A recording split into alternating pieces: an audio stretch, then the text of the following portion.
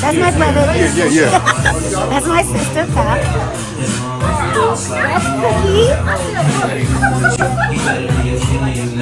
I'm thugging.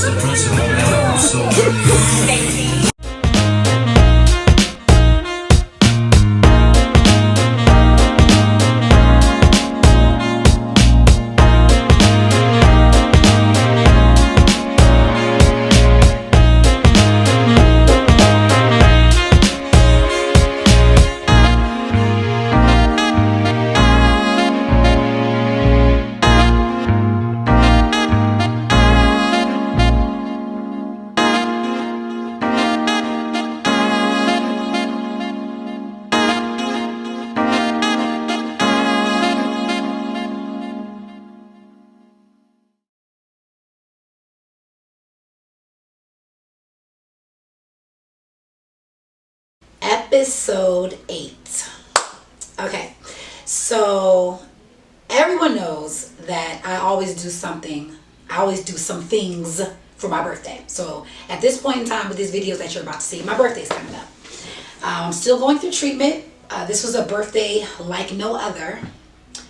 Not just because of the cancer, not just because of the chemo, but because of the pandemic. So I was not able to travel.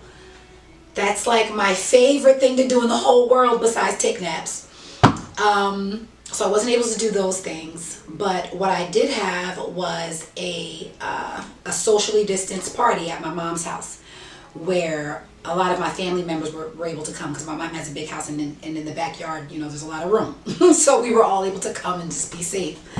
Come together and be safe to celebrate my birthday. I also have a sister who has the same birthday as me. So my sister Ginger, we were born on the same day, 5 years apart, and we have actually celebrated our birthday together before, but this was a celebration that we did together.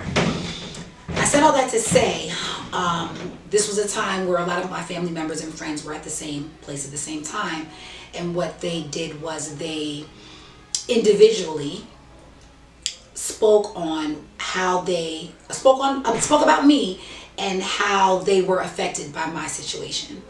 So even right now as I'm speaking to you, I have not seen any of these videos. I haven't seen any of what they're saying, what they've said, so I can't really react to it. I just know that they were asked some questions and they were allowed to express themselves.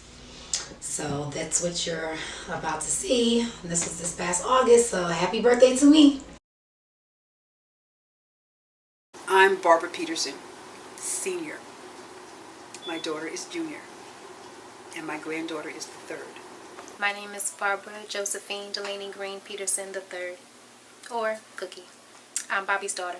My family calls me Ginger for Virginia. We have 4 boys and 4 girls. I'm the second oldest girl. My name is Dr. James Peterson. My name is Robert Peterson. Scott Peterson. My name is Pepper.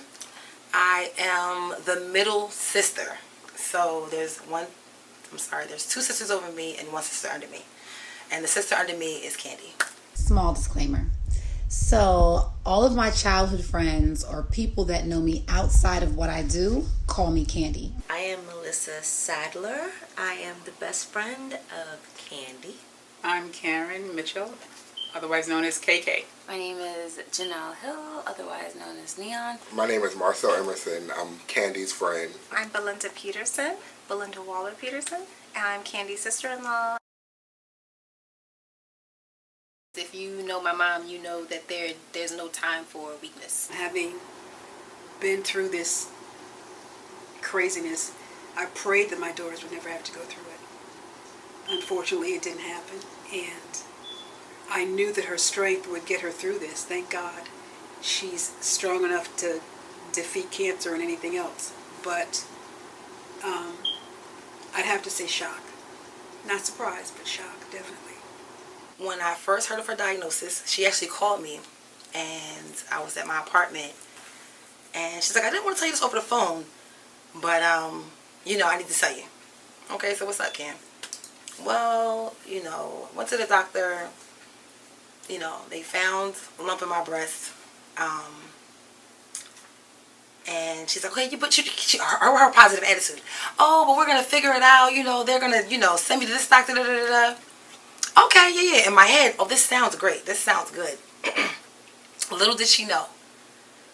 In that instant, I was bawling. But I'm the bigger sister, so I can't express it on the phone. So I'm like this. Oh, okay. Oh, okay, really? Okay, good. How do you feel?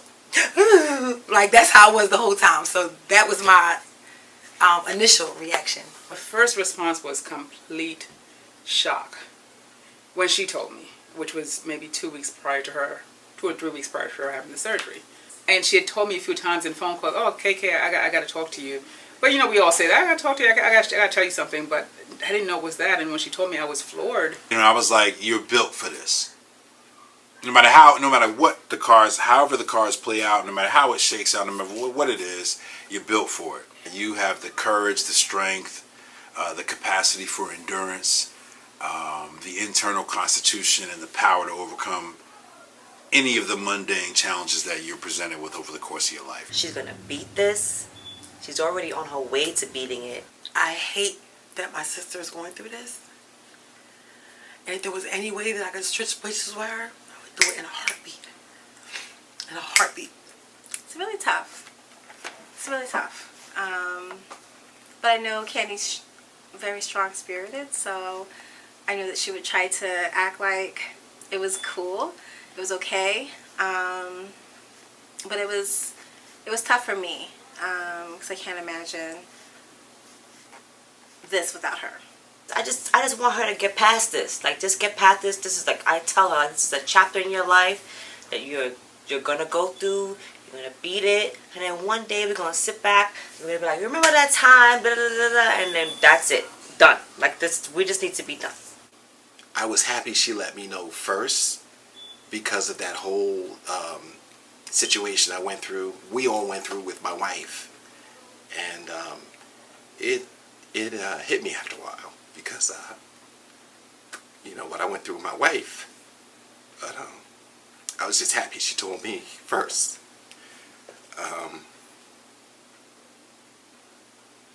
So you don't know how to respond to that because you want to just be calm for the person. But I started tearing up, and that she consoled me. She was like, I'm going to be okay, KK. I'm going to be okay. Like, I'm about to cry. She was like, I'm going to be okay. And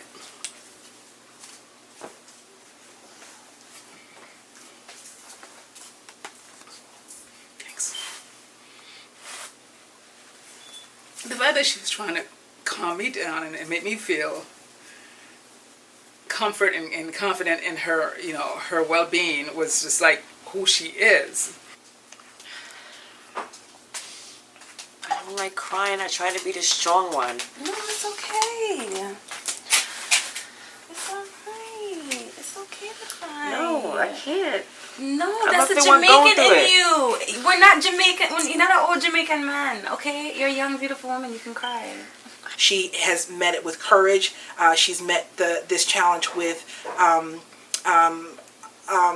humility, and she has been generous enough to share this journey with us so that we're able to support her, and she continues to allow her light to shine. This is not something that has caused her to stumble, this diagnosis. It's not something that's caused her to stop. It's not something that's caused her to change. It's something that she's embraced as a part of her journey. You know, when she brought this up and she finally divulged to me she had been diagnosed with breast cancer, my first initial reaction was, oh my God, but then my second immediate reaction was, we're ready for this. Just the way that she's been, her approach to life has just been seizing the day, taking the bull by the horns, all those other cliches. I'm just in awe of and admiration of the strength they have as a family, and that to me is just like beautiful and should be continued. What advice would I give her?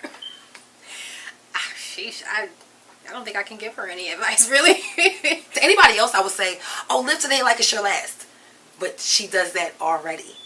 Stay true to yourself, you know, still be nice, you know, still be generous. You know, I know a lot of people may, you know, take kindness for weakness, but stay true to who you are. You know, God will bless you. Can't say be strong. That's the strongest. She's the strongest person I know. And it's possible that the things that we go through are for the greater good. Can't give her any business advice. She's a phenomenal businesswoman. Can't give her any advice about love. She's loved me abundantly my entire life. Continue to be the person that you are, and that is fearless. That's probably a question I can't really answer. Just have no inhibitions. Like, just don't. There's nothing to worry about. Literally, there's nothing to worry about. You know, we get caught up in the daily, oh, this delivery came late, or this bill has to be paid, this, you know, this, that, and the third, oh, so-and-so sick. Just have no inhibitions. Just have no inhibitions. Why? Why? If you are going through something like this, or a family member, or a friend, or a coworker, or something like that, just remember, you never know what they're going through on a day-to-day basis. Be mindful of that. And just remember to love. Just remember to love, period. The end. So I know I've thanked the Peterson family before, but I have to just really send a very heartfelt thank you to my siblings, especially my daughter, my mother, because yes, they're my foundation. They're a huge part of my support system. But I just want to thank them, especially for this episode, and just giving their words and expressing their personal feelings and allowing me to share their personal feelings with you guys. I want to thank my life partner, who has done so much for me emotionally, physically, and I'll say spiritually throughout this journey. I'll probably have to elaborate on that another time because I'm about to bust out crying. But again, thank you guys for supporting me. Thank you so much for watching. Don't hesitate to ask me any questions you might have. Don't hesitate to share your stories. And don't hesitate to share my stories with the world. Thank you so much.